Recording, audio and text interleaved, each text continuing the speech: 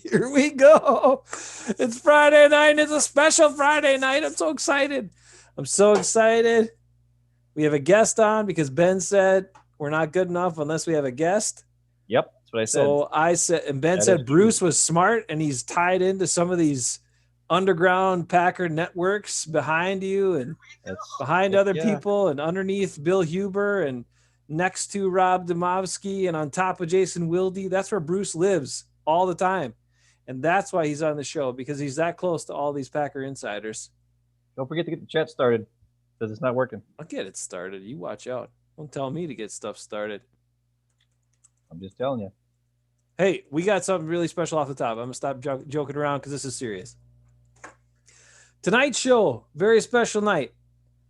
It's dedicated to two very important people, to Hafen Bros here, the Hafen Bros family. Welcome everybody that comes into the show. One is we're kind of sad because Rick had surgery this week. So he is recovering from surgery. And we're wishing him well, a speedy recovery. So Rick, get better. We're going to drink to that, his recovery. And it is the 74th birthday of the man who helped bring Ben and I into this world. That's old. Wild Man Dude, 74 today. Wild Man Dude, that is old. Now, I have the perfect beer for this occasion. It is from Delta Beer Lab, which really goes well for Rick because he's a science guy. And the beer is set up like an actual lab, which is pretty cool. And there's science people that make the beer.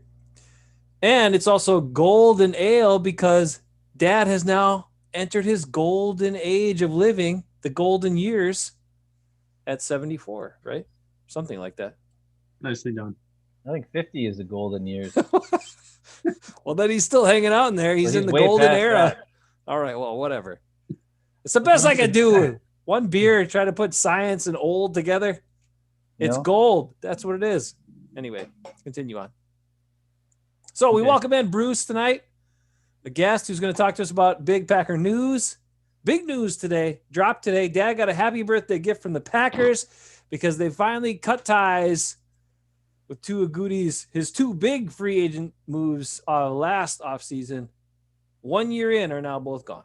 Goodbye, Rick Wagner. You were a great Badger, not a very good Packer. And Christian Kirksey, you might have been a good Iowa Hawkeye, okay Brown, but you're out of town. Words. Bruce, how do you feel? Bernard, how's it going? Honestly, it should have happened. I was expecting it to happen. I will say Wagner did his job for a few games. Now, obviously, in the NFC title game, he did, but he was helpful in certain situations. But yeah, he needed to go. And Kirksey was just I'm sorry for lack of a better word, he was a piece of crap. He didn't do anything, in my opinion. So we saved $8 million getting rid of him, and we should have. And next on the docket is a couple other players, in my opinion. But we'll give that as a teaser later, maybe. So, Bruce, how's our cap looking right now? How's the cap?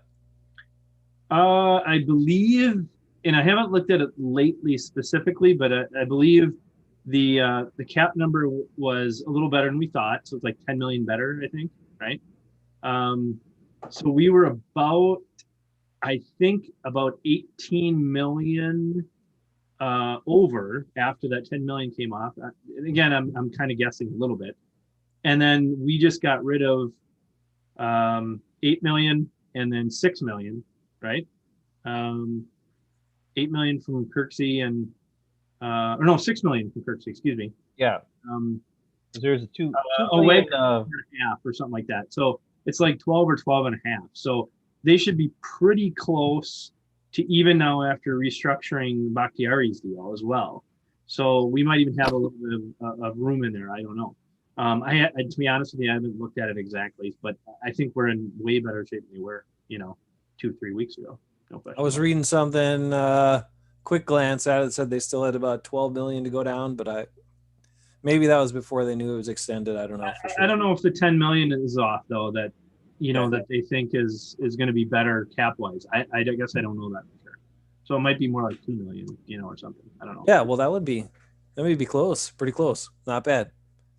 I mean, we still got some players to find in certain spots and plenty of starters to find based on the fact that there's going to be some guys not on the team that were on the team last year, but it's looking somewhat better. Those were two pretty clear moves. Most people thought they were going to happen. Ben, any thoughts? Christian Kirksey, Rick Wagner? Not surprised. Glad it happened. I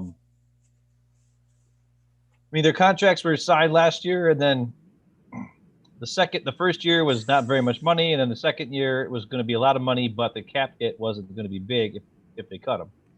So, and they were both guys, Kirksey, an injury-prone guy, and Wagner, he was on his last legs. So that's one thing that was good about the contracts they signed. They gave them an out if it didn't work out the first year, and if it did work out, then you hang on to them and that sort of thing. But neither of them really worked out. So hey, that's what happens. They're gone. Now, the fact that those two guys got cut and other people didn't get cut that need to get cut are telling me they're probably going to try and negotiate with Preston and see if they can refangle the deal to have it be a lower cap hit somehow. I don't know. And then push it off or whatever and lower his salary, because at this point he's supposed to be making like $16-17 million. So maybe they'll try to do it where they can restructure the deal and make it just be the same as the cap hit if they would cut him, which would be about, I think his cap hit would be $8 million if they cut him. So it would save him $8 million by cutting him, period. But if they restructure it, then you still have that player. Plus, your cap hit would be the same as if you would just restructure it and move it, push the money down or push the money differently or whatever it is. A lot like what happened with AJ Hawk near the end of his career at the Packers, where his contract was pretty high and they, said, hey, we're going to cut you, or you can restructure your deal or whatever. So, and then AJ Hawk restructured his deal. Whoa. So, got some chatter going here. Bernard says, hey, Ben. And then hey, what's up? The next thing he says is, I hate Wilson. And then Mom chimes in and says, Bernard, don't get me started on Wilson. We don't need to get on Wilson. There's nothing happening with him other than he's trying to get out of Seattle, or he wants to find Darrell Bevel again and just hang out with him because he's a good old coordinator, offensive mind. But that's for another day. What's interesting with these two guys, though, this is the question I have. Do these moves show you there's substantial disconnect between the coaches and the general manager? Because the thing I don't get is this, and now you guys can each throw thoughts at this. The thing I don't understand is this. You clearly saw Christian Kirksey wasn't very good. You clearly saw that he wasn't good enough to play, yet he kept being put on the field. And one year into the deal, he's gone. So I'm just wondering, if you saw he was bad, you knew you were likely to cut him anyway, why was there still this need to put him back on the field? Was that totally Pettine influenced? Or do you think it was just, hey, the coaches think we got to play this guy or whatever? I don't understand it. I don't understand it. You knew he was going to be cut because he wasn't playing. He wasn't doing anything. And he had the deal set up this way. So why could Ty Summers not get on the field? Why could the other linebackers not be on the field in front of him? I don't understand. It makes me feel like there's definitely miscommunication, disconnect between front office and coaching staff and decisions for playing time. Honestly, I think Pettine had his favorites. I really do. And Kirksey played in his defense before with Cleveland. I think he had his favorite. He came right back in when he was injured, and he never proved anything to me that he should have been in there over some guys, especially Summers, and obviously eventually Barnes was playing over him more, which I agreed with. But obviously Summers didn't play enough. But yeah, I personally think it was mostly Pettine. Now I don't know. Obviously this is speculation, so I don't know. But interestingly enough, when Pettine's gone, so is Kirksey. But ultimately, you had to cut Kirksey. Had to. I mean, He's making too much money. He's not making enough plays. He was injured again. What is he, 32? Is that what he is? 31? I think this was his seventh year in the league. Oh, maybe he's 28 or 29. But he was at that point where he wasn't what he was, 3-4 years ago or whatever it was. So, but I honestly, I think Penton had a lot to do with it. Whether it was all Penton or not, I don't know. But I definitely think it was. That's just my opinion. Fair enough. Well, I mean, it's true based on a lot of different things. You go with Jordan Love, drafted in the first round, traded up to get him. Couldn't even be the backup. Had to be not even active all year long. A.J. Dillon, drafted in the second round. Went numerous times on 3rd and 1. Wasn't in the game. Why? I don't know. He's the beef back. Why isn't he playing? I don't know.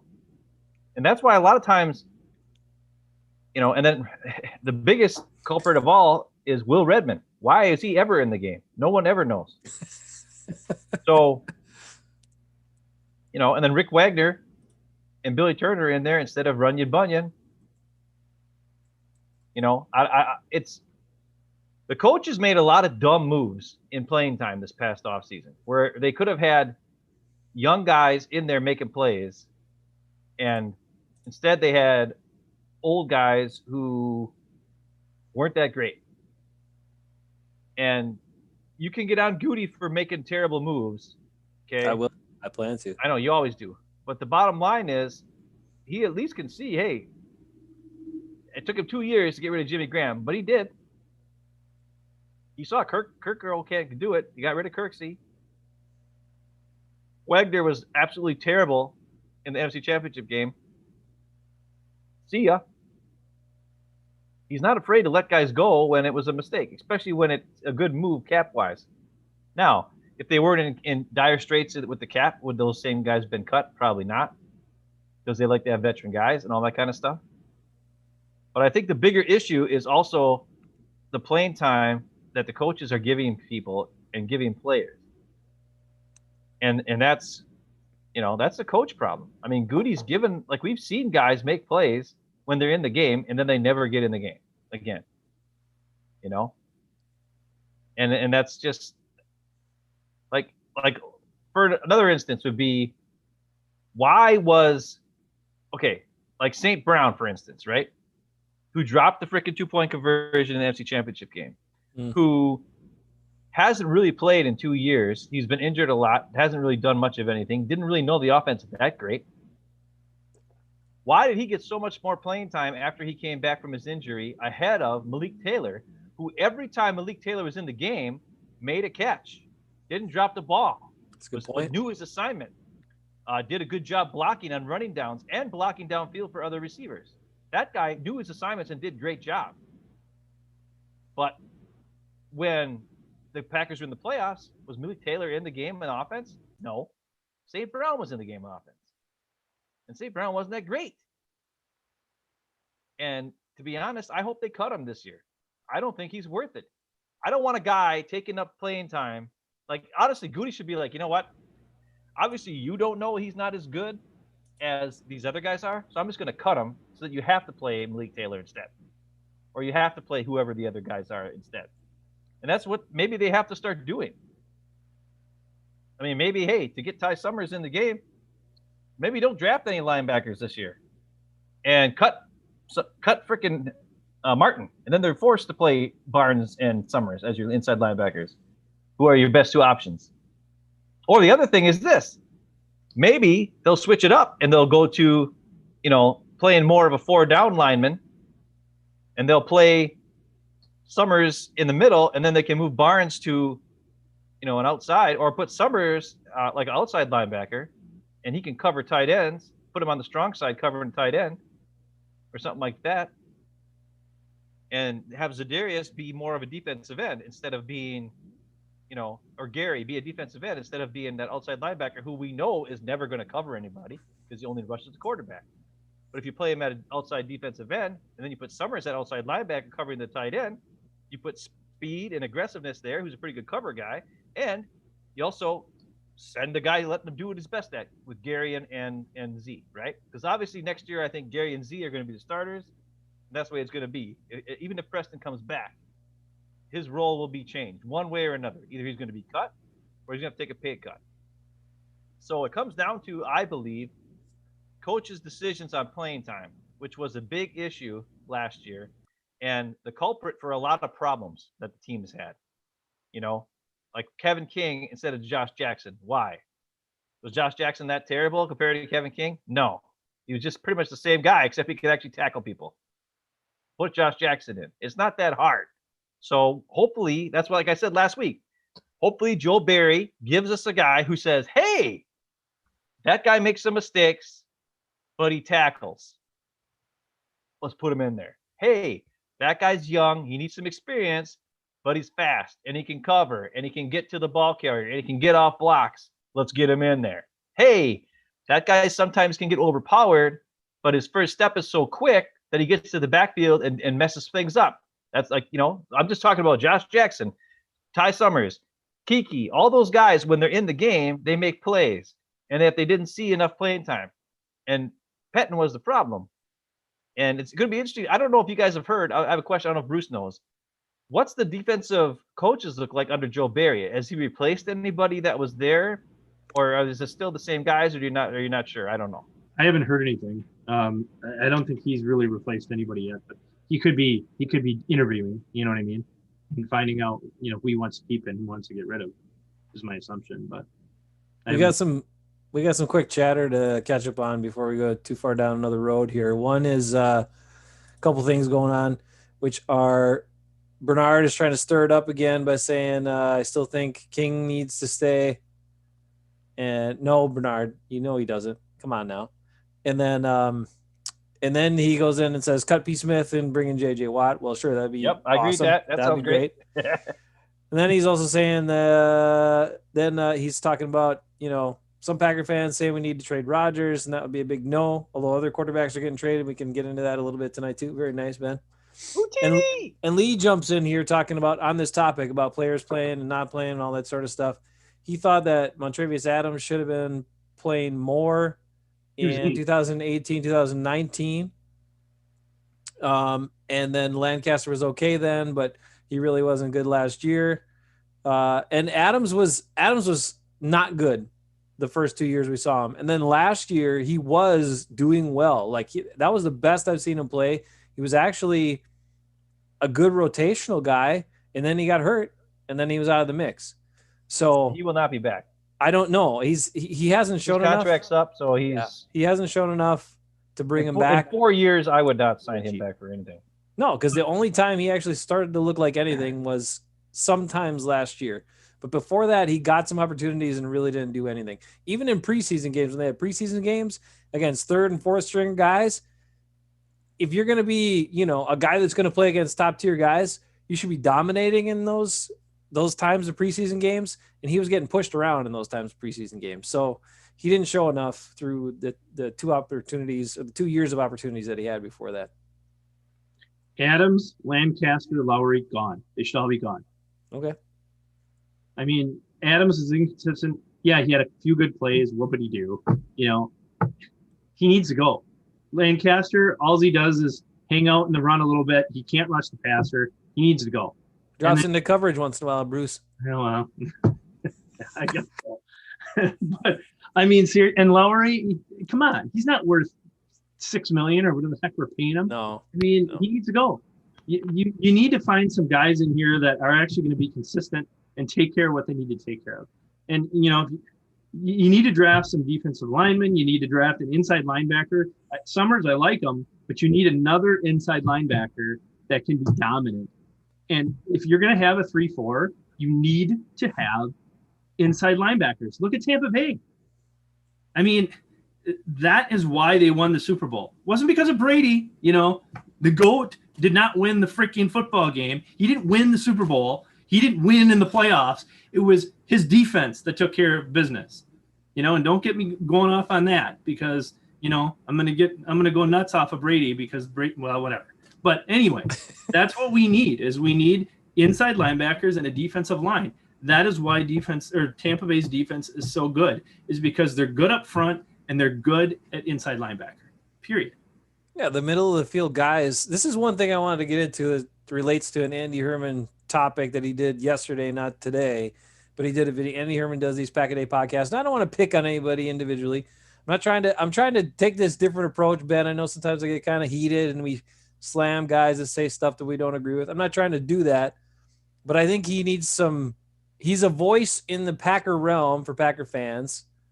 And I think I know he wants to be a positive guy, but I feel like he's a little too much Kool-Aid drinking of a guy here, because he's making positives out of things that aren't necessarily positives in a couple of videos in the last 2 days. And it's giving information to Packers fans that follow his Pack a Day podcast and see him as a good resource, that I don't think it's the right take.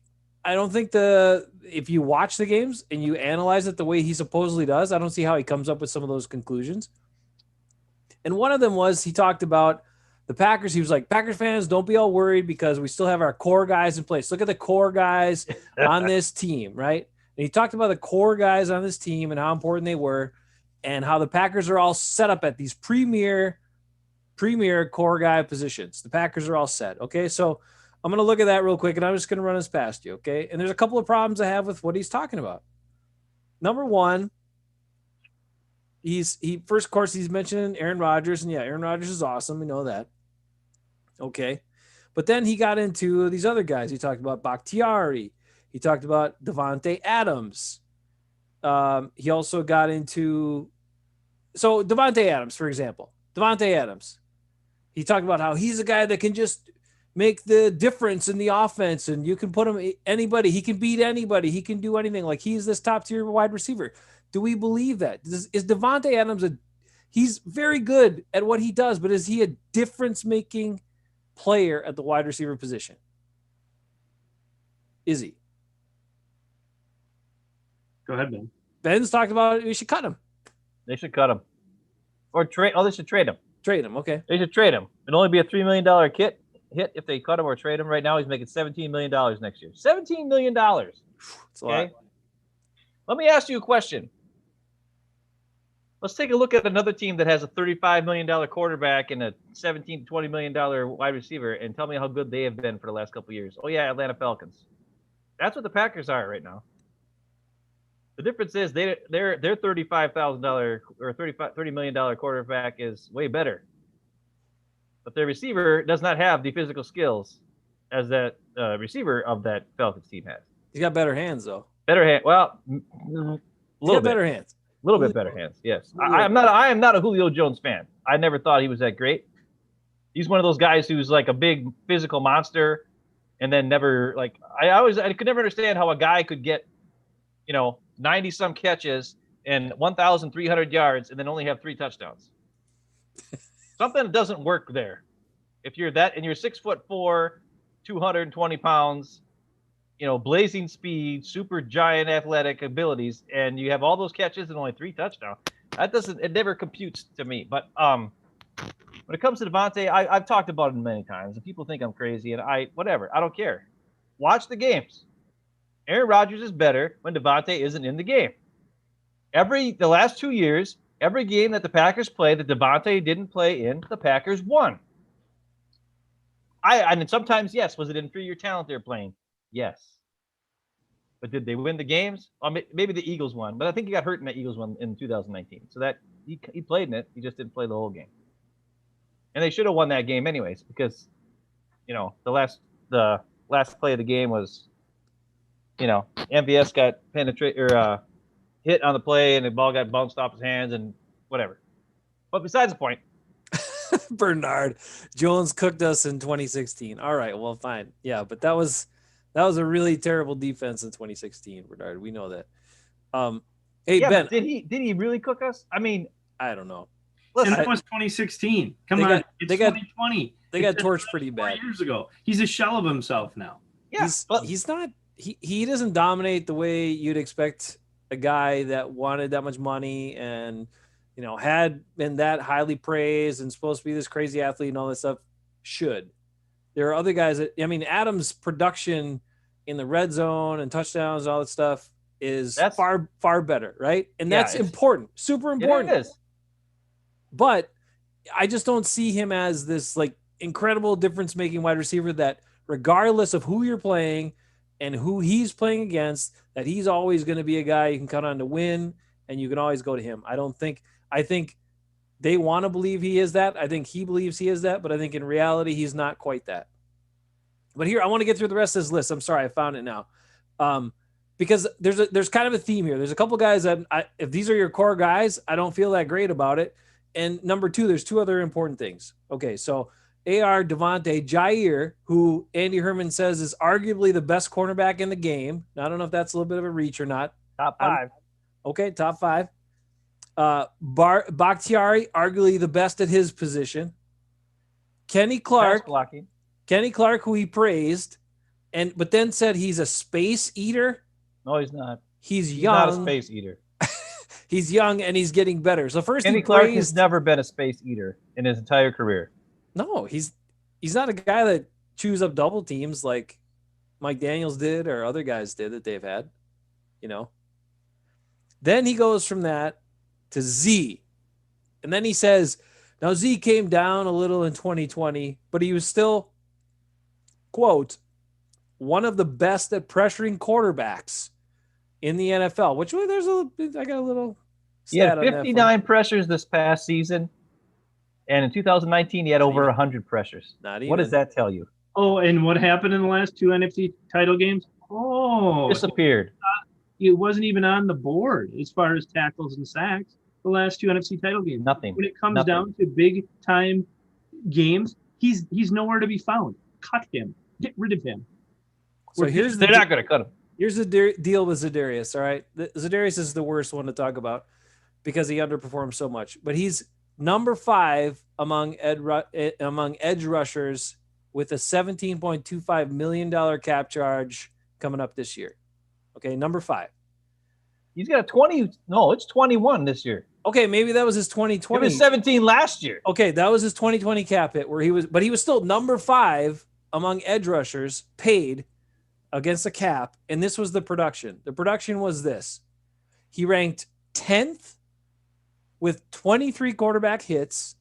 That was substantially down from the year before. We had 37. He also was tied for 17th with 51 pressures and tied for 46th in pass rush productivity. So a guy you paid top $5 for was 10th in quarterback hits, 17th in pressures, and 46th in pass rush productivity, whatever the hell that means. But that means getting off the block and doing something. A lot of times his sacks and his hits were because Gary made the play and the quarterback ran into him. And then that's right. When you watch that Rams game, for instance, when he gets a sack, I think maybe it was I don't know what game it was. It was his last sack he got of the year, where he didn't do jack squat the whole game. Yeah. Then he got a sack because somebody got the pressure and the quarterback ran up into him, and then he sacked him. And then Za'Darius went to try to go and do something, and then all the guys are kind of standing there like, really, you got the sack after we just kicked our guys' asses and you just stood there and got the sack? And they all kind of looked at him, and Za'Darius is like, come on, guys, let's do our thing. And then guys didn't want to go with him to do the thing. They were fed up with him. Because they're like, you get everything. You get the money. You get the contract. You get the freaking all the sacks. We do all the work. We watch the tape and see how you slack off half the damn time, and yet you get the sack. Even though I kicked my guy's ass and forced the quarterback into your lap. And I think the other guys on the defense, especially the defensive line, are sick of it. And that's why they need J.J. Watt to come in there and be the leader. Because this guy isn't a leader. Za'Darius is not a leader. That's true, too. And Jason, do you have stats on Gary, by the way, since he played like 55% of the snaps or whatever compared to Za'Darius? I didn't look up Gary this time. I bet you Gary's numbers are similar. I'll take a quick peek here. You should, because I bet you it would be interesting to see that. Because I thought Gary had a heck of a year considering he didn't play that many snaps compared to Za'Darius. I think Gary was a top 5 PFF grade in the second half of the season this year as a pass rusher. Like the Pro Football Focus had him in the top 5 from week whatever, 7 or 8 on to the rest of the year through the playoffs. As a pass rusher, and even just his grade as an overall grade as a player was in the top 5 as a defensive end, outside linebacker type. So he really jumped leaps and bounds, which is great to see and awesome for him and awesome for, I think, for all of us, because everybody was on that guy the year before. Like, we were all like, what the heck is this pick? This guy is not playing. He sucks. He doesn't do anything. And this past year, he made us all eat our words. And I will gladly eat my words. Me too.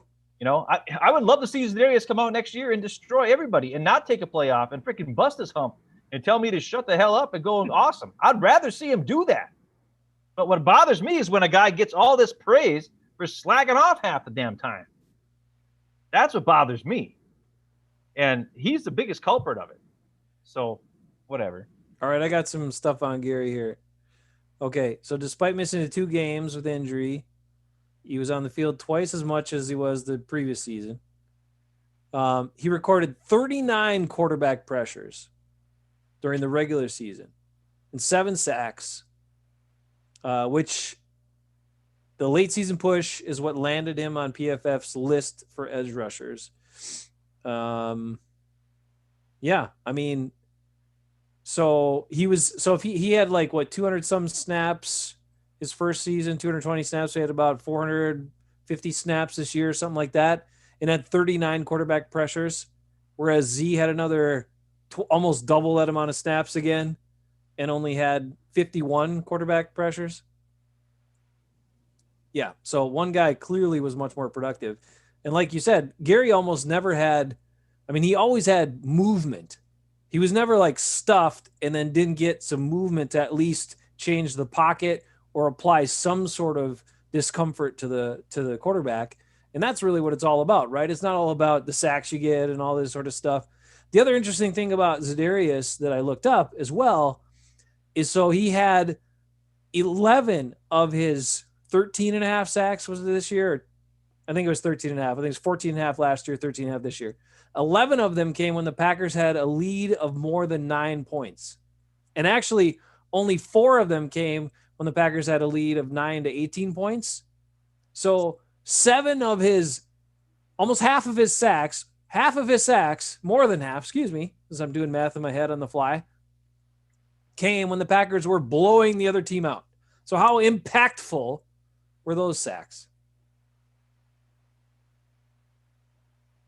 Well, I mean, it's not really. That's when you're going to see the pressures go up because they got to pass. Of course. You can't get out of that. But still, the bottom line there were times when you needed him where you're like, and I was saying it in the NFC title game, I'm like, okay, here's your one time a game, Z, where you got to step up and do something. And he was MIA, man. MIA for that amount of money. The biggest thing is when I showed that video of him getting blocked by freaking Woods on a running play when there was no quarterback in the backfield, right? Yep. I showed that video to show what he does when he knows there's not a sack available, because the sacks get him the money. Remember when he got his bonus because he got enough sacks to get his bonus? And then he had enough money that he went and bought a car for Preston, like a super expensive vehicle for another guy on the team. That's how much money he made in a bonus from his sacks that he got. Okay? And then you go and you watch him on running plays or like you're saying, plays earlier in the game where he knows that maybe a sack is going to be harder to get, and he's not moving. He's not getting penetration. He's not trying as hard. And it wasn't like that every play, because there's times where he did make awesome plays, and he did work hard. But there's a bunch of times where he's slacking it. So that's the biggest difference. He knows his contract and his money and his bonuses meant more, I think, than running the scheme the way it's supposed to be run and playing the game. That's why even Pettin said it. He's like, oh, Z, he just wants to rush every play. Yeah, he doesn't want to do his assignment. Well, it's the truth. He doesn't know, because that's where the money is. That's what these guys do. They don't want to do what they're supposed to do. They want to do what gets them the money. Well, and that's what gets you the Pro Bowl too, Ben, because it's clear, right? And that's what gets you the money, is the Pro Bowl and the money and the sacks.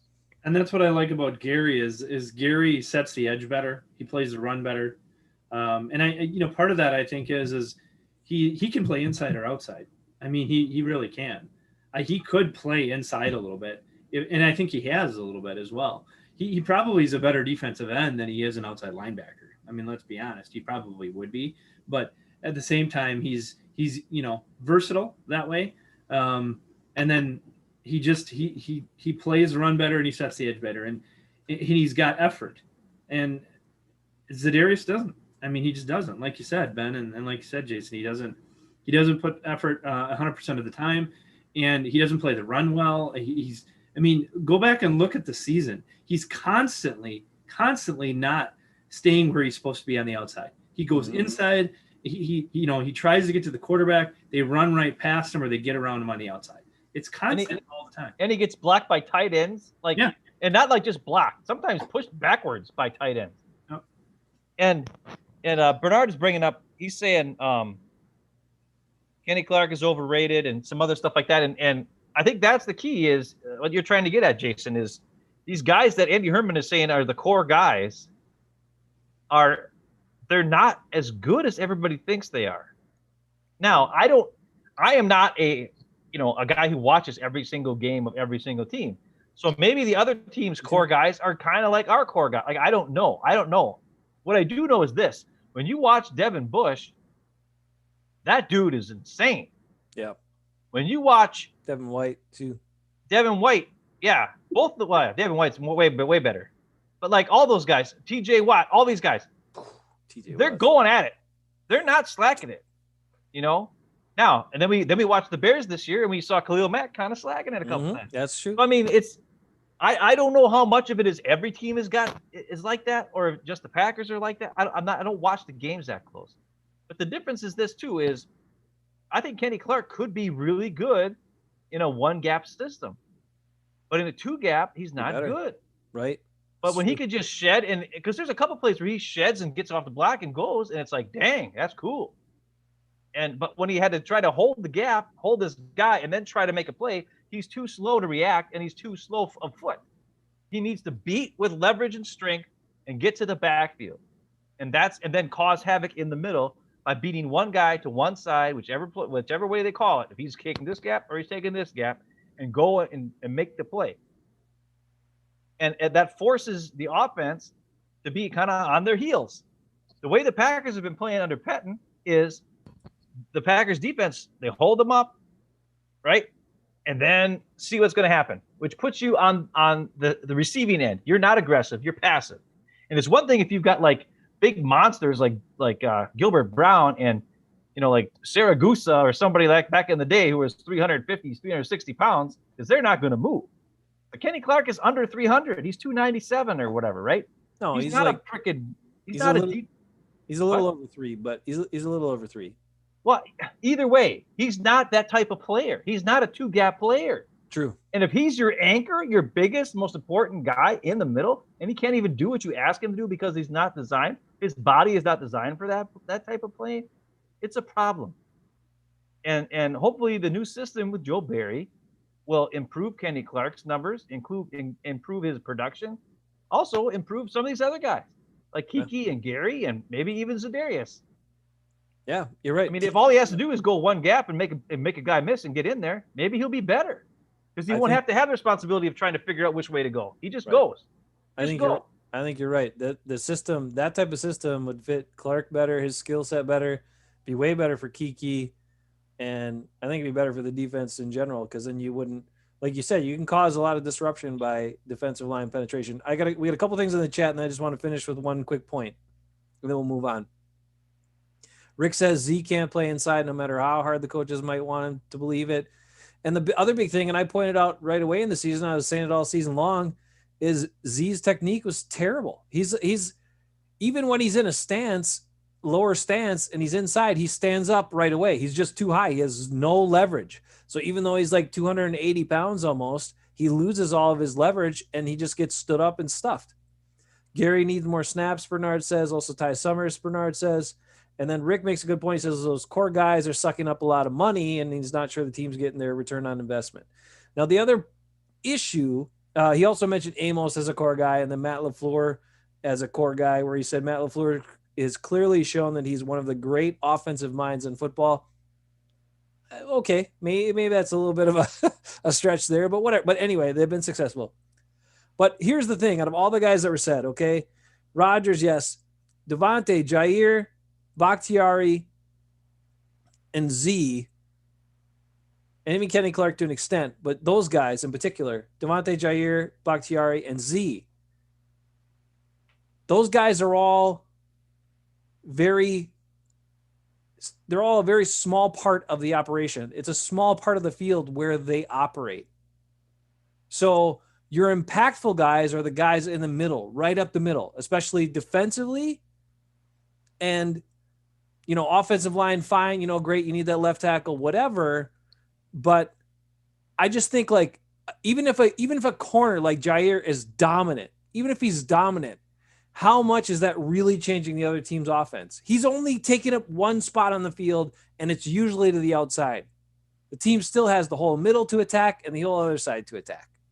Not only that, he always plays on the same side of the field. Right, which I don't like either. So, like the offense, if you're preparing for a Packers defense, you just, hey, we're going to run plays to that side. Passing plays are going over there. Forget about Jair. We'll go over here. Kevin King's over here. That's what teams did. Right? They could have ran their whole scheme all week knowing, hey, there's no way Jair's going to be over here on the right side. We're going to go to the left side. Period. And that's what they did. That's what Tampa Bay did. So if your core guys are supposed to be your core premier guys, and there's a number of them that only have that minimal of impact in terms of the overall play on the field, that doesn't give me a lot of hope that the Packers can make up for the deficiencies. It doesn't make me feel like Andy Herman's whole point was like, I feel really strongly that this team is set in the right positions and all this sort of stuff. And they have all these great guys in these premier positions. And so even though the off season is uncertain, you should still feel good about the Packers' chances next year. And I don't know. I mean, if you told me we had a top-notch inside linebacker, you told me we had a dominant speed, devastating safety, I would feel a hell of a lot better about that than a corner and a wide receiver being your premier guys. But I don't know. Maybe that's just me. Just they have the ability to be in a bunch more plays and make a much bigger difference on the game, in my opinion. But the Packers don't value those positions, and they haven't for years. But if you look at the defenses of teams in the playoffs that win, they have a dynamic inside linebacker and or a dynamic safety of some type who makes plays. Look at Tyrann Mathieu with the Chiefs. Look at Devin White with Tampa Bay. Look at there's more than just that. But I mean, like Roquan Smith with the Bears was doing pretty good. He'd still do some dumb stuff once in a while. And they also had Eddie Jackson. I mean, teams that have those inside guys or the guys in the middle of the field who can cover ground and do things, they're kind of like the free agents on the field, right? They don't have as much of an assignment. And so if they're smart and good and dynamic, they make more plays because they're free to do things. I mean, that's why Leroy Butler was great, who didn't make the freaking Hall of Fame, even though freaking stupid John Lynch did. But I don't want to get into that either today, which is a bunch of crap. I got something I want to bring up later, but not yet. Oh, okay. It's got nothing to do with that. It's got to do with Aaron Rodgers. Okay, let's get to Bruce on this here. Bruce, it was also reported, people are thinking here that Aaron Jones and Jamal Williams are likely to not be able to be brought back by the Packers. If that's the case, how are you feeling about the Packers running back situation?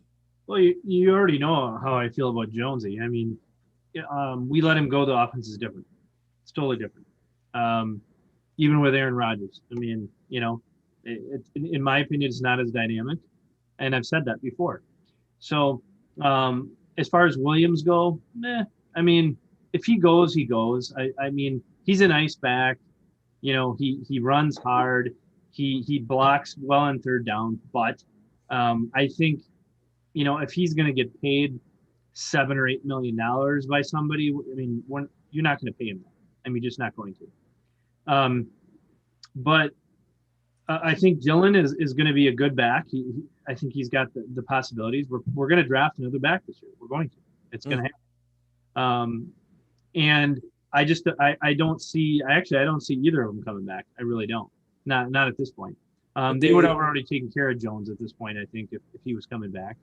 You think they'll go early for another back? I think is it gonna be like I don't know about first round. I don't know about first round, but I could see a second and a third round, or back wise. I could see it. See it. Now, do I want it to happen? No, I don't. But I see it. Yeah, I could.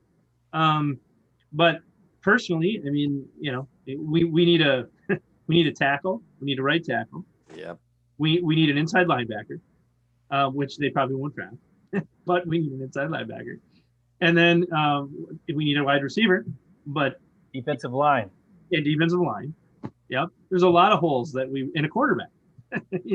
I mean, there's a lot of holes that we really need to fill. But corner's almost number one. I'm picking a running back second or third round. I could see it happen. I can see it.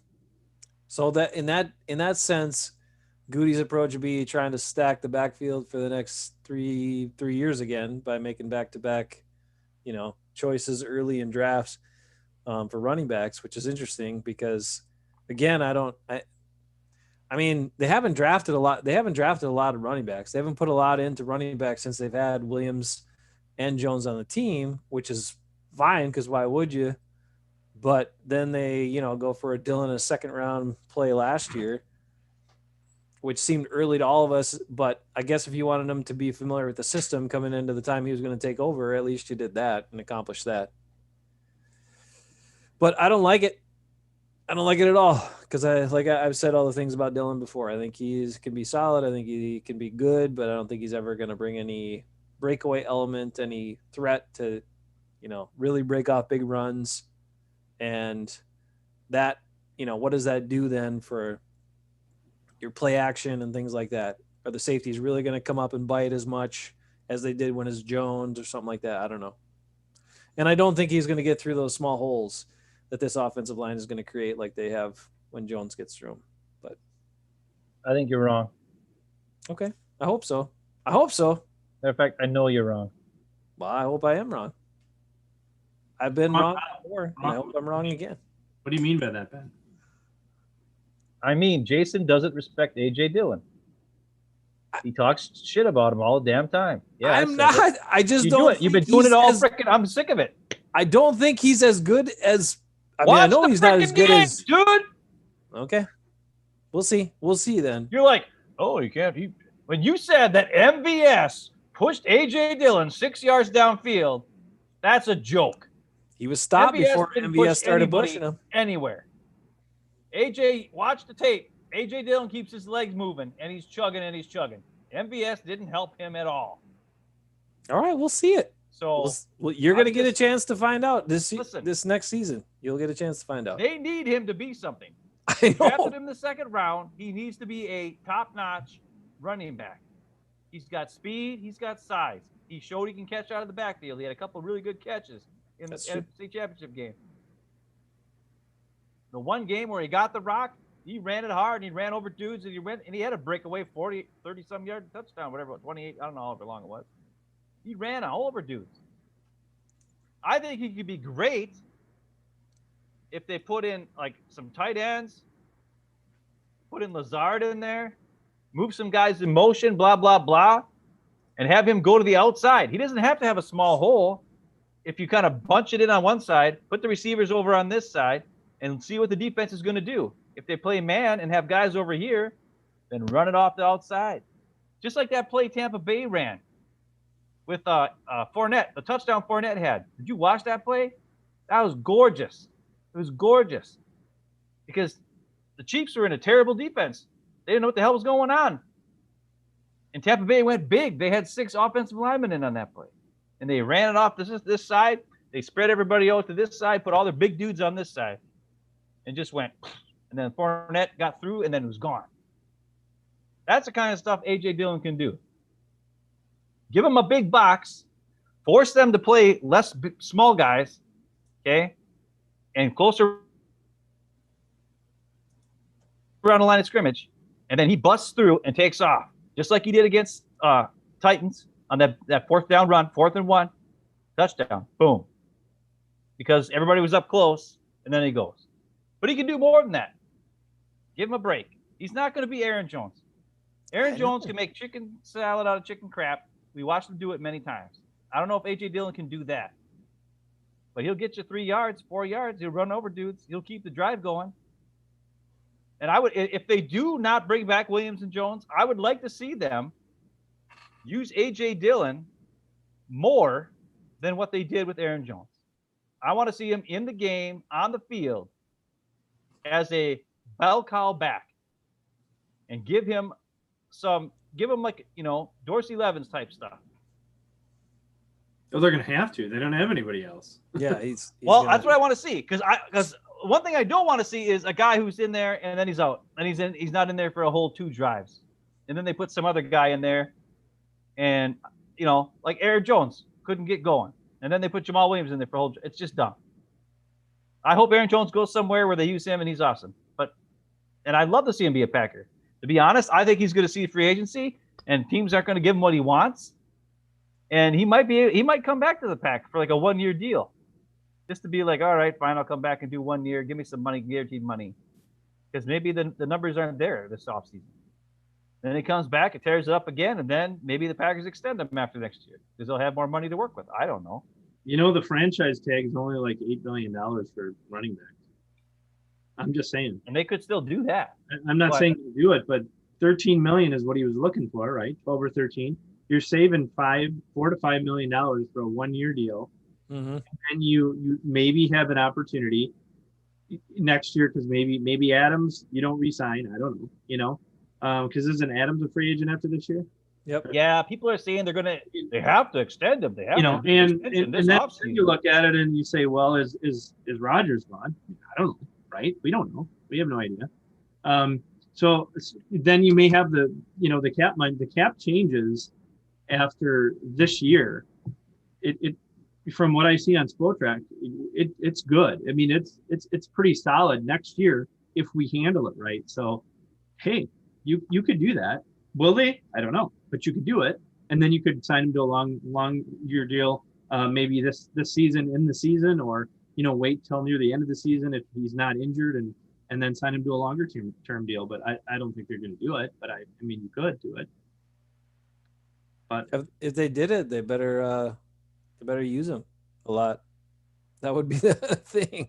And this will be a telling year when you see, how they use Dillon, depending on what other backs they get in. But if they're just if they find, a guy that's been in the league a year or two or a couple of years or whatever, or maybe even has been through his rookie contract and can't find a home, and they, he's got some talent, they bring him in, then, he might get a little more time than what a rookie would. But how much will A.J. Dillon be featured in this offense?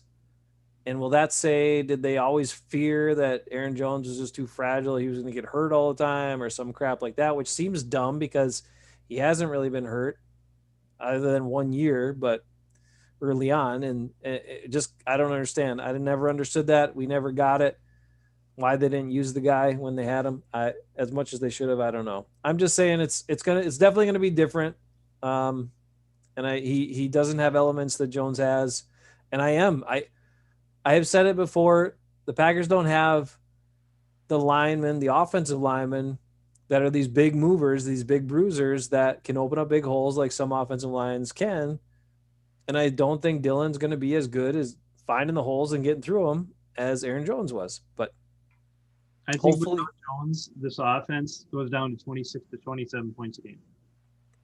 I think it goes down 4 or 5 points a game without Jonesy. That's just my opinion. He's that dynamic. I'm telling you, it's good. And if I'm wrong, I'll say it. But I see it happening this year, and it's nobody's fault. It's just defenses have to plan for him, and when he's not in there, and when they don't have to worry about him, it's going to be a fact. You watch.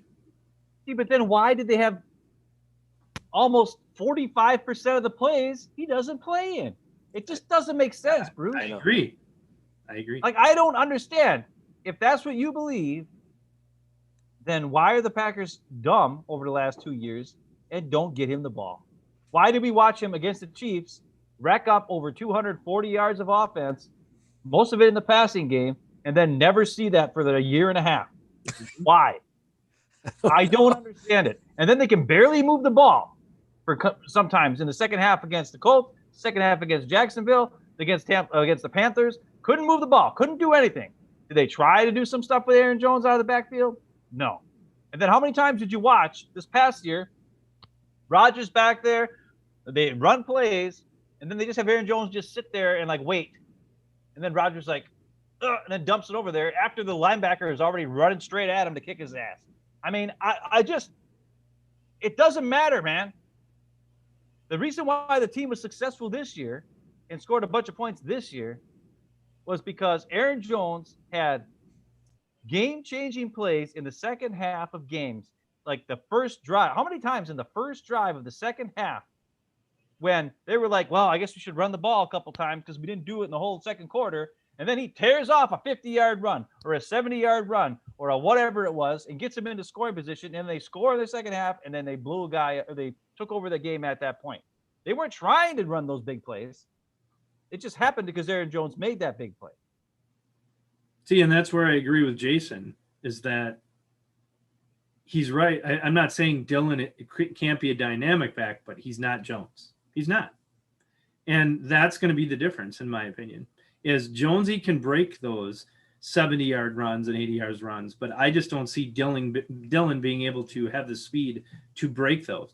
He's sort of an Eddie Lacy, but he's a little better than that. Come on. He's better than that. I mean, he's better. I'm not saying he's Eddie Lacy, but he's not going to Burger King and eating his burgers. but that was Gilbert Brown. You got him mixed up. Yeah, but you know what I mean. I'm trying to say that Jonesy's just more dynamic, and that's going to be a difference. It's going to be a huge deal. I'm telling you, it's going to be.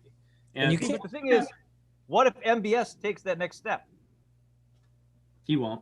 Because he was the other part. The Packers had two guys who were playmakers. He can't run routes or routes very well. I don't know about a route, but he ran some routes in the NFC Championship game, and he looked pretty damn good. You know what, though? I don't see it consistently. I don't. But, we'll see. I could be wrong again. But I don't know. Maybe he takes that next step. I mean, Devontae Adams sucked for 2 years before he finally was really good. We'll see. Maybe he sucked for 3 years before. He was a fifth-round pick, not a freaking second-round pick. Maybe he learns the crossover juke move off to start every one of his routes like Devontae, and that's what he starts doing. We can't afford to have him take that long. I know. I hope not. No, it's the other thing I think that's overlooked about running backs is their vision, their ability to see the proper hole and hit it. And Jones is underrated for that. And a lot of guys can't see it. I mean, look at the difference between him and Williams sometimes. It's like, yeah, Williams would have a big productive run, like a 10, 15-yard run if there's a perfectly blocked run. Right, a big, huge hole. And okay, yeah, do. But when there wasn't a big, huge hole there, Williams just kind of plow into the mess and get you a yard or whatever, which there might have been a crease there if he had better vision. And I don't know. We'll see. Time will tell on that one. But I'm disappointed that they didn't take a stronger run at him. And again, they put money into these core guys, as Andy Herman likes to say. All right, Ben, you got something on yes, Aaron Rodgers or something? Well, it's not about Aaron Rodgers, but this is something I wanted to bring up because I just thought of this the other day, and It's very telling to me. All right. It's about how the Packers always say that they're trying to win championships, right? Okay. I believe this. I used to believe that. We will no. I believe what I'm going to say right now. Okay. We will know what the Packers' intentions are. Okay? On whether they want to win a championship this year and in the next couple of years based on what they do with Aaron Rodgers this offseason right now. They've said they want him to be their quarterback for the next couple of years, or, he's their quarterback. He's a quarterback for a long time. He wanted to be a quarterback for a long time. They say that. But when you look at his numbers, his salary cap hit this year is $35 million. His dead cap number is $31 million or $32 million, almost as much as his whole salary. So, if they'd cut him, it'd be like taking up the whole thing, right? Which is interesting because I'll just bring this up. Carson Wentz got traded, right? Or he's going to be traded. This year, he's going to cost $32 million in dead salary cap to the Eagles salary cap this year, just because they traded him. Now he'll be off the books after this year, but they're going to be having $32 million on their salary cap taken up by a guy who's not even on the team. That's nuts. But what I'm saying is with Aaron Rodgers is this. If they do nothing with his contract, okay, what that's telling us is their plans are we're moving on to Jordan Love next year or the year after, whatever it is. Or they just don't want to win now. Because if they believe Aaron Rodgers is the guy that they say that they believe he is, they give him an extension, which I know he's still got 3 years on his contract, but the difference is the money is not as much guaranteed later on in the contract. His number contract-wise is high, like a salary cap hit for each year, but the guaranteed money is not as high. If they can restructure that, give him more guaranteed money, lower the salary cap hit for this season, and spread it out, that'll give them more money to work with for this year as well as next year. And also give Rodgers the security of, hey, we want you to be the quarterback. We're showing you we want to win. It'll give them money to sign back Aaron Jones and or Corey Linsley and or grab J.J. Watt or whoever or whatever, because that cap number will come down because they guaranteed that money out longer. They can restructure it and do all the stuff, just like they did with Bakhtiari last year or just last week, right? He just signed that contract 4 months ago, and they already restructured it to save him some dough. Because they know if David Bakhtiari is going to be our left tackle for the next 5 years. So we can restructure that deal and make it work.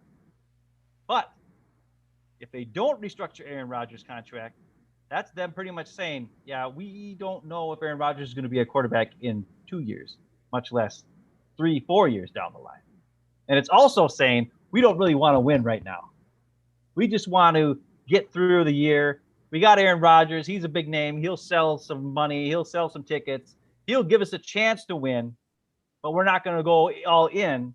And not only that, we're not going to go all in on Aaron Rodgers. So, and if that's the case, then why even bother? Why even bother even doing anything? Cut all these guys that suck. Get all off and just reload. If you're not going to, that's the thing I'm saying. Either restructure Rodgers' contract, go all in for the next 2, 3, 4 years, whatever it is. Get him guys, get guys in, get the stuff ready to go. And if you're not going to do that, then just freaking redo the whole thing. Just blow it up. Just blow it up because you're not trying to win anyways. And that's the key.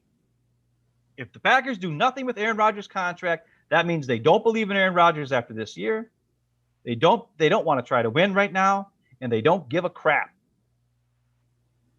And if they do restructure it, which they better do, then we'll know they're trying to win. What do you guys think about that? Well, my question is when did they ever really go all in time they've had Rodgers? Because a bunch of those seasons, they were well under the cap. They wouldn't even spend the money. A bunch of the years of his career. And it wasn't until they had so many bad drafts in a row, and then they signed Za'Darius and signed Preston, signed Amos, and signed Billy Turner all in one offseason. And then those contracts came back to bite them, that they're finally, and then the reduction in the salary cap number, that they're finally in a spot where they're in a difficult spot against the cap where they got to cut some money. But most of his career, they've been well below the cap, safely below the cap. They just Thompson wouldn't spend the money, or Ball, or whoever was running that thing. How are you doing, Browner? I'm not talking about that. I'm talking about right now. Right, I know. You're saying I don't care about what happened in the past. I don't care telling. about what Ted Thompson says. I'm talking about what they're saying now and what they're doing now. And and Lee's talking about how, hey, they proved in the draft that they don't care about winning now, that they're trying for the future. And that's true. But let's take a look at what Aaron Rodgers looked like in 2019. You remember his game against Detroit, the last game of the year, where he was missing guys? It was the worst game we've ever seen Aaron Rodgers play. He had 19 balls that were off target in that game. 19 passes were off target. Mm-hmm. That was a terrible, terrible game. And then they went to the playoffs, and they got their butts kicked by the 49ers, and they barely beat freaking Seattle, and it was only because, Russell Wilson stinks, and then the second half he finally came around, ran around like a chicken or whatever it was. But the team was like, man, I'm worried about this. Rodgers is not looking the same, and he didn't look the same. So I understand. They were probably, at that point last year, at this point, they were like, okay, I think we got to figure out something here for the future. And that's why they did what they did. And then Rodgers came up this year and destroyed everybody. And everybody's like, crap, Now they're like, crap. Oh, I guess we're not going to go for the future. But they are going to go for the future. But they can't say they're going to go for the future. That's what I'm saying to you right now. They're saying all these things. Browner says we are going all the way. Go, Pack, go. Well, then they better extend Aaron Rodgers and get some freaking money to get some guys in. It's not. You're right. They just do two different things. They do one thing. They go for all these free agents in 2019 offseason. Then they go and just go draft for the future in 2018, whatever. 2019 they draft, or 2020 they draft for the future, right? I don't know if it was. They don't know what they want to do. It's true. I don't know if it was that. I think they might have just been trying to keep up with the tradition of having bad drafts over and over and over again. No, that's not what they're doing. That's a tradition. That's a standard that's been set. They want to meet that standard every year, Ben. Listen, Goody's drafts have produced way better players in the last 3 years than Ted Thompson's freaking 10 years before that. At least in the first round, anyway. Well, not just that. Look at the dude. No, I agree with you. MVS is a game changer. He if he just catches a damn ball, he would have had 1,000 yards and freaking 11 touchdowns this year. Yeah, that's true. He dropped like 300, or maybe not 300, but like a good 200 yards of offensive and like 4 touchdowns he dropped. Ty Summers can make some plays. Kingsley Kiki looks great. Those are all Goody's draft picks.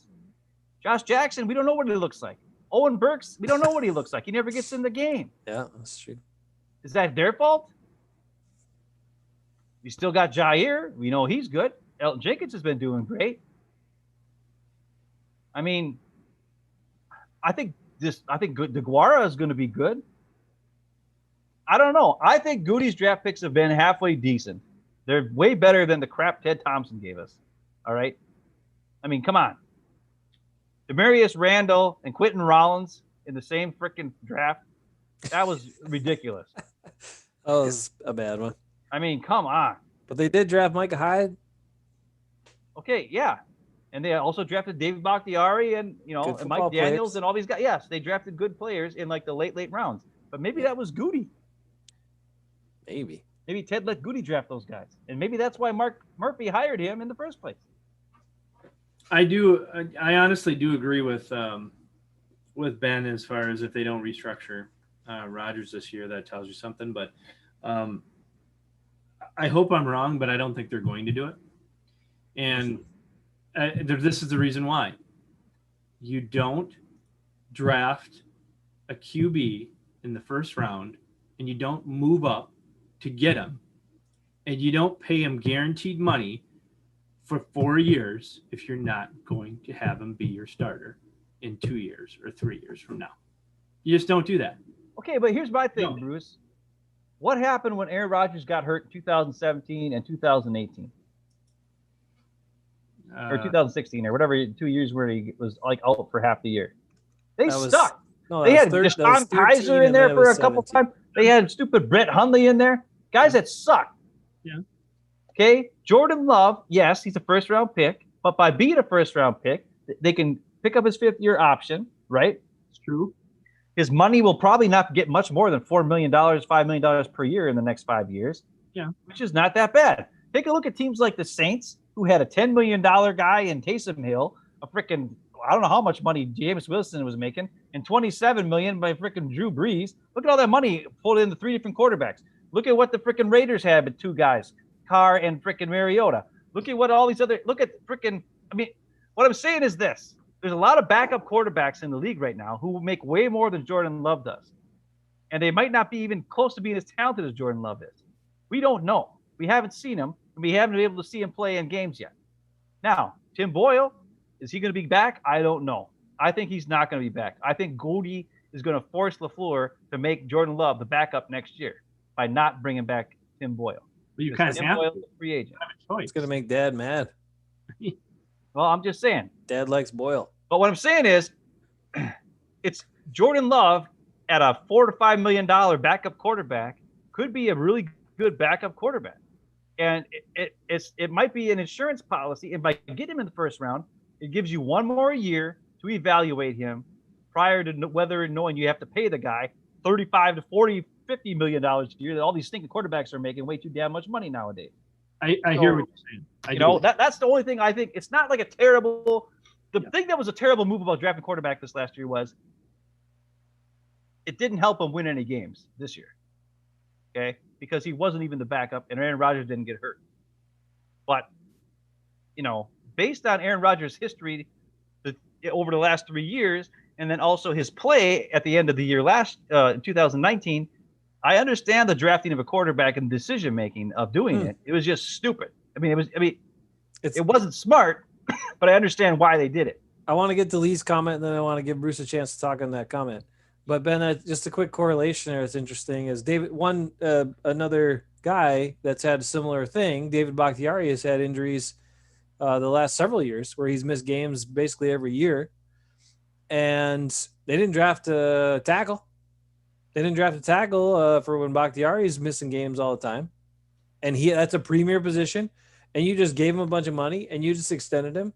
So I don't get it. I don't understand I think it's interesting that they did that for the quarterback position, but not the left tackle position. Okay, Lee says this, Bruce. Quarterback's more important. Well, I don't know. No, quarterback's more important. Are the quarterback the way they're moving around? Stafford to LA, Carson Wentz go to Indianapolis. Next year, our quarterback is making 7 times the amount of money that our head coach is making. You tell me if he's more important or not. Hey, one other side note before we go to this is how about you talked about Carson Wentz, all the money the Eagles are eating this year. Yeah, for a guy that's not even on their team. How about eating over $9 million for a coach that is just sitting at home as well? Whoever McCarthy's agent was awesome. It set that up that he got guaranteed all that money where he got fired, still got $9 million for sitting around doing nothing. Damn. All right. Lee says, Bruce, he says, if you extend Rodgers, that means you're definitely trading Love. Is that correct? No, I'm not saying that. No. Should you? But well, you could. I mean, you could. You're not going to get anything for him, and nobody knows if he's any good. Right. There was all those rumblings in the draft. Someone was going to come up and snatch him. That's why Goody had to get so aggressive and go get him, right? Because he was just such a dynamic talent. It kind of depends. I mean, if we have a preseason next year, or the next couple of years, and they can show, Love can show some things, who knows? I mean, he could be more of a Matt Flynn type of guy. Now, I know Matt Flynn wasn't a first rounder, but you know what I mean? Hey, Ron Wolf did this a lot. And I'm not saying, I'm agreeing with Ben in the fact that you should really draft a QB every year. You really should, as a backup. And make sure that you have those backups sitting there, and then you can trade them, or do whatever you need to do, maybe get a comp pick or whatever. You should always pick a quarterback. I'm just saying when you move up and pick a guy in the first round, that's a different deal. You know what I mean? I mean, it's not like it was Aaron Rodgers where, he was supposed to be a top 5 pick, and then all of a sudden you're 24th and he falls into your lap. Well, that's not what happened with Love. They gave up picks to move up to get him. And that's a different animal right there. If you're moving up to get a guy, he better be freaking playing in 2 or 3 years from now, because especially a quarterback, I'm sorry, you just don't do that. Okay, well, let me, which is the biggest position on a football team. You don't do it, because if you do it, you're an idiot. If you move up and pick him, and then you're like, oh, you know what? We're not going to play him. We're just going to let him go. We're going to trade him for a 3rd rounder. Come on. Did Derek Sherrod play? Did Justin Harrell play? Did Quentin? Did Demarius I understand play? what you're saying. I do. But all I'm saying is this: QBs here. There are a lot of first-round picks that don't play because they stay. Quarterbacks different. Quarterbacks too. No. J.P. Lausman, was he any good? Well, at least those guys got a chance to play. I mean, that's the thing. They stuck them out there. Okay, they might have stunk, listen, but let's say, that you think you have a team, right, that needs a dynamic type quarterback, all right, who has good arm talent, can move in the pocket, can make plays on the run, and can do all those things. And then your dynamic quarterback is 37 years old. And your dynamic quarterback has had been injury season the last couple of years. So, just in case you might get injured, instead of going and signing, there aren't that many dynamic, game-changing quarterbacks with arm talent out there just laying around on the street that you can just pick up and be your backup quarterback. And if they were, they would cost you a lot more than $3 million or $2 million, which is what Jordan Love made last year. Okay? So, what I'm saying is, was it a bad move? Yes. I wish they would have taken a defensive end or anything else under the sun. Offensive lineman, yes, I would have rather seen that. But based on I understand why they did what they did, and I thought it was dumb. I still think it was dumb.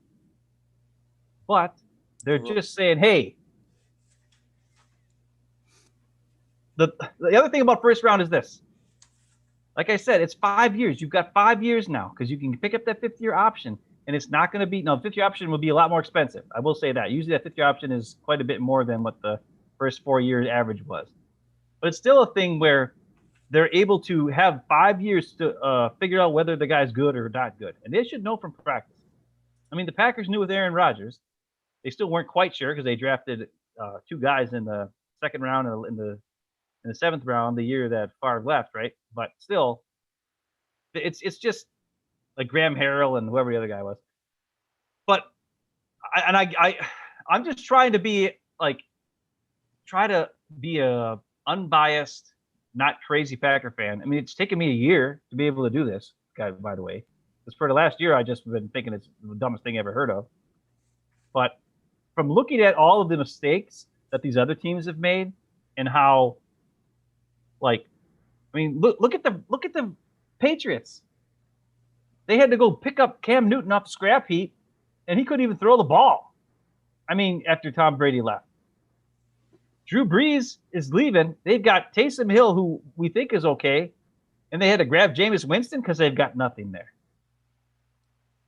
I mean, and look at the Bears. They haven't had a quarterback for 75 years. I mean, come on. I think they're just – I understand it. I understand the thought. Now, it's taken me a year. I'm still mad about it. I still think it sucks. I still think it cost them a Super Bowl. I honestly do.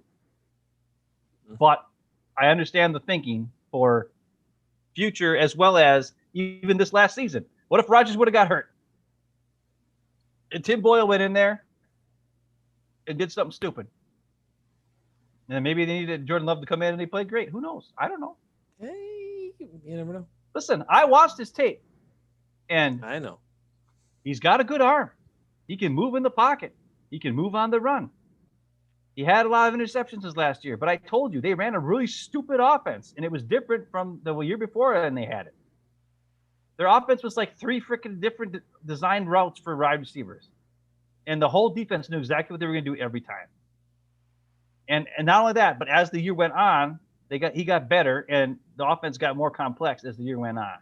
So most of his interceptions and bad plays were in the beginning of the season, his junior year there. And the second half was better. You know, I mean, it wasn't as good as his sophomore year, but that was a totally different head coach, totally different offensive game plan, totally different offensive scheme. I don't know. What I'm saying is this: extend Aaron Rodgers, make a move now. Let's go for it with Rodgers as the quarterback. Have Jordan Love ready to go if Rodgers gets hurt, and then in 5 years or 4 years we go, okay, we extend the guy, we're ready to go. Aaron Rodgers is 42. We'll figure 40 years old. We'll figure what he wants to do at that point. If he's still able to play, who knows? But maybe Jordan Love doesn't stink. Maybe he's pretty good. But if they don't do that, what I don't want to see him do is what they're doing right now, is not giving Rodgers the extension, just going with the flow, leaving the contract where it is now, and pretty much saying, hey, guess what? We're going to Jordan Love in about a year or two. And sorry, Rodgers, we're not giving you the validate or the security of getting you an extension and making your money guaranteed later on, and actually saving us cap space to go get J.J. Watt, because that's what we need to have happen. But they're not. If they don't do that, then why not? Then that's what I'm saying. Then if you're not going to believe in it now and extend Rodgers, just blow it up, blow it all up, and just give Jordan Love the keys now and let him stink for a couple years. or a year or whatever, and then you'll have money, and then you can sign a bunch of guys or whatever it is and extend Jair and do all the things you need to do, and maybe we'll have a couple stink years or whatever. But do one or the other. They keep trying to hang on to Rodgers and also look for the future. You can't. You can't hang on to the past and look to the future. You have to either go with what you got, live in the present, or blow it up for the future. That's it. You and I agree on that. Absolutely. That's the only way you get anywhere. Otherwise, like you said, you're making moves that are counterproductive, that you go in one direction and you go back in the other direction, one direction, back in the other direction. And then because you have good players and some awesome players and good coaches, you are competitive, but you're never good enough. So we'll see. Let's see. One quick thing here. Unless everything falls right, and the breaks could still happen, and you could still, get the right things happening and all that where you make it to the Super Bowl, but you got to make that extra commitment to it. And let's see. Guys are talking about Brews, thinking he's done. Rick is thinking he might come back. Browner and those guys are talking about Brews a little bit, and Browner thinks he'll retire.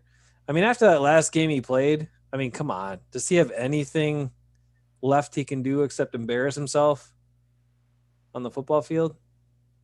Can't throw deep. He couldn't throw hardly at all in that game. And when they brought pressure on him, he was a disaster. He just looked. No. Nope. Drew Brees has got to hang him up with his integrity intact and call it quits. Call it good. That's what he should do anyway. Unless he wants to lead block for Taysom Hill or something like that. That's fine. But extra body in there. Lee likes your optimism, Ben. We'll talk O-line next week because there's some good stuff there. It's interesting. I like the O-line. I think they have some plans we can do here. And I do want to get into Andy Herman's takes on them. But that was kind of mostly what we need to talk about tonight. Anyway, the big news again, Packers releasing Christian Kirksey and Rick Wagner after 1 year on the team. Well, no, second best news. First best news, happy birthday to Wildman Dude. That was the other big news I was going to say. Wildman Dude, 74. Rick recovering from surgery, hernia surgery, not like crazy stuff, but, stuff that still sucks. But in honor of Wildman Dude's 74th birthday, he gets Robot Ninja Butt. That's Tushy. Tushy? Oh, okay. That's what his name is. I don't know why. And the fart gun. Holy, I don't know if I can do it. Trifecta. I'm going to try to do it. Hang on. Might have to be consecutive. Oh.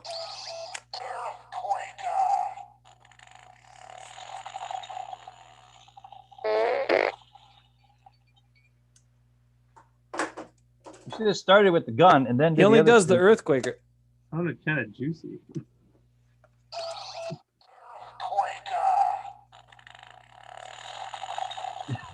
That's nasty. I can't believe that was kind of weak. Well, that wasn't the whole salute. Oh. All right, I'll just do this till. Oh my God. What does it mean that the best part of our show is the fart gun? Hey, also, we got a new subscriber, Jeremy, new subscriber tonight while we were talking. So someone actually liked us enough to subscribe. Jeremy subscribed. Yes. During tonight's show. If we get to 100 subscribers, I will cut my hair. I will shave all my hair off. Oh. If we get to 100 subscribers by 2 weeks from now. Not by, just when you get to 100 subscribers. No, we have to get there in 2 weeks. If we get there in 2 weeks, I'll shave my eyebrows off. You already did that once. I remember. You look so dumb. Okay, I'll do it again. My eyebrows are so light. It looks like they're shaved off. That's true. Hey, one more parting note, just to clear up something. I mentioned last week that out of Tom Brady's 45 playoff games, he had 21 where he had a rating under 90. That was kind of an understatement. the bigger thing, because we know the quarterback rating of 80 is really not very good. That's not QBR. That's quarterback rating. He actually had 17 games where he had a below 80, sub 80 quarterback rating out of 45. You and Bruce just that's not greatest of all time. Yeah, but he's the GOAT. That's not greatest of all time, baby. No. He has got 7 damn championship Super Bowl. Oh, hey, wait a minute. Well, let's talk about why is Bart Starr not mentioned as the GOAT? Five championships, and he's got the second all-time playoff rating of all time, best playoff rating of all time. Why isn't he mentioned? Why isn't he mentioned? Nobody mentions Bart Starr. Bart Starr is that's the thing that puts Starr over the top, because Nick brought that up. One of the points we were talking about Packer great quarterbacks, right? And he was looking at Bart Starr's regular season stuff. The thing that everybody talked about Starr was in the postseason, his numbers are ridiculous. Yeah. Incredibly efficient. He is number one now after Mahomes had a horrible Super Bowl. Right. 9-1 postseason record. So 90% postseason winning percentage. It didn't play as many playoff games, so you didn't get the cupcake wild card wins like a lot of these quarterbacks get these days, right? So you're playing top-notch competition. He won 9 out of 10 games, all those championships, and has like the best quarterback rating of all time in the playoffs. So throw him in there, man. Tom Brady played 4 times as many games. Throw him in there. Yeah, against some crappy-ass competition. A lot of them. And he had 13 top 10 defenses. Let's talk. We could have a Brady. Bart Starr had the Brady show, and I'll break it. Bart Starr had Ray Nitschke and freaking Willie Davis and freaking all those guys. Yeah, but he still David performed. Robinson. He still performed. Herb Adderley. He still performed to a extremely how high many, level. How Tom many Brady Hall of Famers are on the Packers 60s defense? Like 9 or something insane. Last 2 Super Bowls Brady won, his defense has given up 12 points in 2 games. 12. Hey, anybody can win those games. I'm not telling you that his defense wasn't good. His defense. I'm just saying. I'm just saying you guys have to listen. We don't have to anything. If a guy does you something, have to adjust yourself. You don't need to listen. You don't need to argue on Tom Brady's behalf. Everyone else already does that, Ben. Everyone else already does it. Everyone else already says he's the GOAT. 7 rings. Blah blah blah. 7 rings. He did it in New England. Now he did it in Tampa Bay. All he does is win. Great. Everyone already says that. So you don't need to argue that point. That's already out there. We are arguing the truth point that is opposite of that because it is the truth. Facts and stats. So let it be, bro. Just let it be what it is. I think both of you two. We're just pointing out stats and facts. Too much time. You know what I am? 17 out of 45 games in the postseason. Hey. In the postseason. Under 80. Just so you know. Lower, almost as bad as Don Majkowski's career quarterback rating is Tom Brady in those games in the playoffs. Hey, let me tell you something. Hey. Yeah. I am a Packer fan. I don't know sometimes. Okay. I'm not an Aaron Rodgers fan like you. And I'm not a Tom Brady hater like Bruce and you. You guys hate Tom Brady more than life itself almost. You're like, I hate Tom Brady more than I love Aaron Rodgers or something. I don't know what your deal is. No, that's not it. I'm a Packer fan. And that's why I'm saying I either want to see the Packers blow it up or commit to Aaron Rodgers and get some guys in here like J.J. Watt and let's go. Because I want to see the Packers win. I don't care about Aaron Rodgers just winning, but I think Aaron Rodgers gives us the best chance to win. So let's give him some help like Tom Brady gets help. That's what I want to see. Aaron Jones gives us a better chance to win too. I'm hating on Tom Brady because his teams gave him help to win games. And you know what? He also, listen, I said this last week. Tom Brady was a number 199 overall pick. Tom Brady got in the game because the guy in front of him got hurt. He did everything. He worked hard. He changed his diet. He's 43 years old and still doing it, still going strong and playing just as good as he ever has. Which true. Some would say is not that great. I understand that. Okay. But you have to admit he's Truest thing gotten you said. everything he possibly could with the God-given tools that he has. And that's an honorable thing, if you ask me. Now, has he cheated a couple times? Yeah, he's cheated. Ask Rick. He got cheated. Gets a couple extra things against the Raiders. Yep. He got cheated against the Colts. You know, they were doing videotapes of guys. We all know that all happened. But you got to admit, he did the best with what he had. You got to love it when Charles Woodson gets asked about Brady or has to make a reference to him. Yeah, I know. I don't talking about him. He's like, Tom Brady. He's won some Super Bowls. About all I can say. Okay, hey, Rick just said, I just looked on here and it said that people can make Google accounts. Crap. So I don't know if I can cut my hair after 100 subscriptions. I changed that. Sorry. 1,000 because that gets us money. Yeah. That gets us money. We can get money on YouTube. If we get to 1,000, but we only have 90 whatever now, 90. We get to 1,000, I'll shave my everything. Okay, I don't want to. No, I won't. You don't have that much hair. I gotta keep this on top because no hair on your legs. You have my head's hair. My head's actually really ugly. Because one time I shaved it down to like almost the skin, and my head's super ugly. It looks really bad. So I got to keep like 1/8 inch length on there, and then it's okay. Lee's asking if we're going to be on all off season. I think so, Lee. I don't know. As long as there's stuff to talk about, we'll be here, and we can usually find stuff to talk about. Next week is going to be O-line, and we got to debunk little Andy Herman's nonsense because he said some dumb stuff. Hey, it's only a month. It's only a month in the draft this year. I mean, I'm not even going to get excited about the draft this year, though. I'm not either. Because should we expect anything else from the Packers during the draft? Like they're actually going to do stuff that's good or makes sense? We'll pick a kicker in the first round this year, probably. So let's not get excited about it. Last year, I think I spent a good 50 hours a week studying film on all these college guys, and they didn't draft a damn one that I was looking at. Because I looked at defensive tackles and wide receivers, and they didn't draft, and inside linebackers. Yep. And they didn't draft any except for Kamal Martin. And I was just and then I watched Luke Wilson go to the Bengals and and I watched the Dallas Cowboys take my guy Neville Gallimore. It's like, ugh. And I'm not going through that again. So I'm not watching all the freaking crap. I'm not studying all this garbage this year. I'm not doing it. I've been getting excited about drafts for 30 years, but I'm not going to do it anymore. Are we still going to do a draft reaction, though?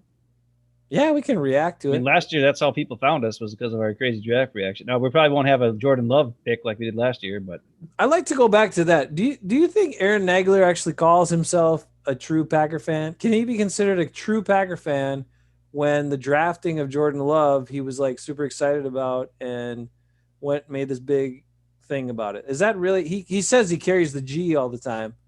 Does he really think that was the best move for the Packers? Come on, man. Calling you out, Nagler. Didn't you just say we're going to call anybody out? I got to call the crap out. When there's BS, I call it out. That's why I call it Joe Buck, Troy Aikman. Hey, officials. Did you hear that Joe Buck admitted that they were drinking tequila? Really? Yeah. They drank tequila on on breaks and stuff. Wow. Announcing. Yeah. Is that the only way they could work together? Because they can't stand each other? Troy Aikman had a couple slurred speeches in a couple games I noticed. So yeah, he was drunk a couple times for sure. Mm-hmm. Yeah. I mean, he got emotional too. Maybe he's an emotional drunk. I am. He's a hugger. That's what I am. People say I'm super nice when I'm drunk. Because normally I'm a jerk. I've never seen that. That's super nice part. Hey, watch it. All right. I'm going to get out of here. I got a Dynamite radio show tomorrow. Woo! Well, Lee watches too much tape. We're just not going to do it. I'm sick of getting excited. Lee just brought up Brian Johnson drafting Jordan Love again, like I said in the draft reaction show. Thanks, Lee. That hurts me, man. Brian Johnson. Here. This Jawa cup is for you. Your Jawa mug. Ooh, TD. And that butt face robot is for you, too. Bruce, thanks for coming on, because I think it's more fun when we have a guest, because I get sick of listening to Jason ramble, and I'm sure he hates listening to me ramble. You did a hell of a lot more rambling tonight than I did, and I sat there through That's because you always talk about the same crap. Tom Brady and blah, blah, blah, blah, blah. I always talk about the same crap. You're like a broken record. Aaron Jones, the greatest thing in the world. I didn't talk about Aaron Rodgers, not as good good as everybody says he is. Freaking, what's his name? I'm talking about Jordan A.J. Dillon. Jordan Love. Sorry, that was me. Hey, the only Aaron Rodgers extension. The only thing we didn't talk about enough tonight is Micah Hyde. Is his contract up? We're looking into that for next week. How can the Packers okay. That's a Micah good topic. Hyde and J.J. Watt in this offseason equals Super Bowl. Gutekunst, make those two moves. I'll get off your back. That's it. Micah Hyde, J.J. Watt. You get T.J. Watt too, I'll kiss the ring. Because you'll get the ring if you do all that stuff. Bruce, I'm sorry we didn't let you talk as much. Sorry, Bruce. No, hey, I thought it was good. It was great. You were talking good in the beginning, and then I rambled on too much. No, it was great. I thought we had a good debate, man. It was good. Sometimes you just got to jump in there against Ben. Lee didn't know I said that. Lee, haven't you watched our draft reaction thing? Oh my God, Lee! You got to go back and watch it. There's a part in there like, is that what happened? It's like I'm watching it's like I'm watching The Last Jedi. I was like, why is Luke drinking milk from that weird alien's boobs? I said. I was like, is that it? Did Ryan Johnson get a hold of the Packers draft room and draft a quarterback? I said that. Can you say boobs on YouTube? You can. Oh, you can say a lot of stuff. I just swore twice tonight. I did drink, just so you guys know, there was alcohol in this Jawa. So there might be a reason why I swore a couple times. I could tell because you were nicer to Aaron Rodgers tonight. Yeah. All right. We're out of here. See how I like to get those in and then I get out of here quick. Oh, but seriously, Ben, I figured this out before I let you go. Bruce, tell me. We're never going to leave. Bruce, hang on, Bruce. We're hanging on for another good 10 minutes. This is the Algoma goodbye. But anyway, Rick knows all about that. But here's the one thing that I wanted to say that I thought of last week. Because Ben was talking about how he loves Matt Hasselbeck. He loves Don Mikowski. And then he's talking about how he likes Aaron Rodgers, but he sees these things when he doesn't make every single play perfectly and blah, blah, blah, and all this stuff. And I'm like, Ben, go back and watch Don Mikowski games. Watch every play. He just threw his third sharp. Go back. Watch Matt Hasselbeck every single play. Are you evaluating those guys the same as you are picking apart Aaron Rodgers? They weren't a number one. They I weren't don't a first think round you pick. are. I know, but you're saying they're your favorite guys. Don Mikowski was a 10th round draft pick. That's fine. They don't even have 10 rounds anymore. I know. They got rid of those last couple rounds. Round draft pick. Well, then you should be ripping on Jordan Love because he didn't even see the field and he was a first round draft pick and we moved up to get him. I'm just saying, dude. I have no idea. I'm just saying, like, take a little bit off. Understand the guy's human. Understand that not everything's gonna be perfect. You want perfection. Aaron Rodgers wants perfection. That's part of his deal. But it's not possible. Perfection is not possible. Hey, I'm a Packer fan. I'm not an Aaron Rodgers fan. I don't care.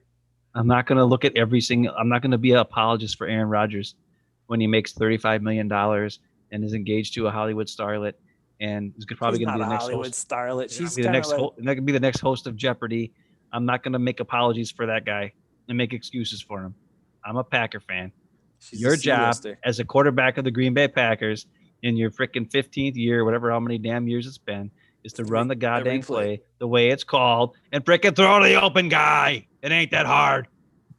And catch it for him when he drops it and when they make the wrong read. Well, we talked about that. You said, why is Malik Taylor not in there and St. Brown shouldn't be in there? We said, I won't give you a fart for that. With the contract extension, or should they maybe let him go? All right. Parting shot. Bruce, you get the last word. Bruce is going to say, Robert Tonyan needs to get the ball more. Say it, Bruce.